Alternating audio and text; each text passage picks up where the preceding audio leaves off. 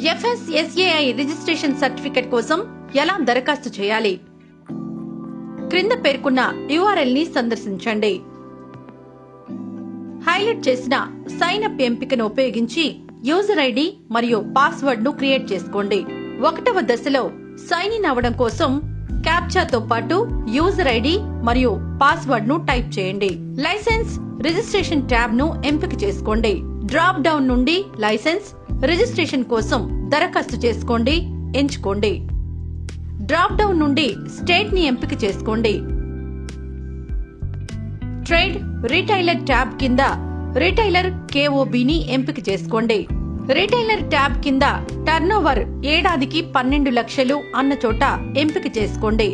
మీరు nutrition club నడుపుతున్నట్లయితే food services tab నుండి క్లబ్ క్యాంటీన్ సెలెక్ట్ చేసి పైన కనిపిస్తున్న స్క్రీన్ నుండి టర్నోవర్ ఏడాదికి 12 లక్షలు అన్న చోట ఎంపిక చేసుకోండి.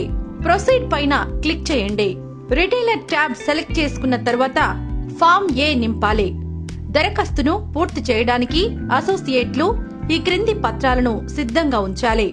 Associate photograph, identity proof, Aadhaar లేదా ఓటర్ ఐడి లేదా పాస్పోర్ట్ లేదా పాన్ కార్డ్ లేదా డ్రైవింగ్ లైసెన్స్ అప్లోడ్ చేయడానికి ముందు అన్ని పత్రాలు అసోసియేట్లు స్వయంగా ధృవీకరించాలి.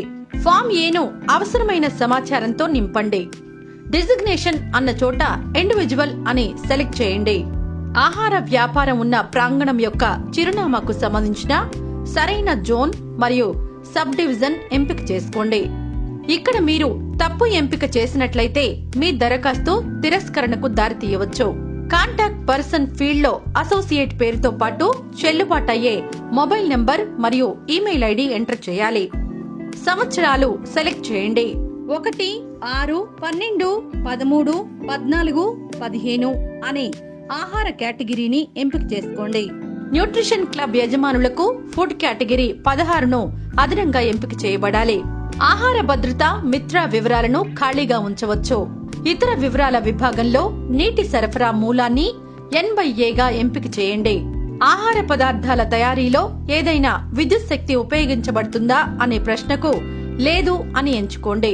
అసోసియేట్ యొక్క ఫోటో అప్లోడ్ చేయాలి. అసోసియేట్ యొక్క ఐడి ప్రూఫ్ అప్లోడ్ చేయాలి. అంగీకరించిన ఐడి ప్రూఫ్ జాబితా కొరకు డ్రాప్ డౌన్ లో చూడండి.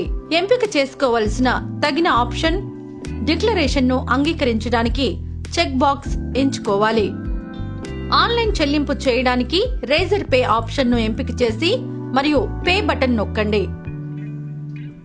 చెల్లింపు చేయడానికి ఆప్షన్ల జాబితా స్క్రీన్ లో అందుబాటులో ఉంది.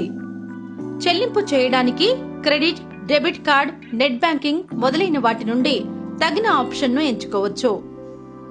చెల్లింపు చేసిన తరువాత పై స్క్రీన్ లో చూపిన విధంగా చెల్లింపు రసీదు రిఫరెన్స్ నంబర్ తో జనరేట్ అవుతుంది. ప్రింట్ లైసెన్స్ అప్లికేషన్ క్లిక్ చేయడం ద్వారా ఫామ్ ఏ చూడవచ్చు మరియు ముద్రించవచ్చు. డాష్ బోర్డ్ ట్యాబ్ క్లిక్ చేయడం ద్వారా అప్లికేషన్ యొక్క స్టేటస్ చూడవచ్చు.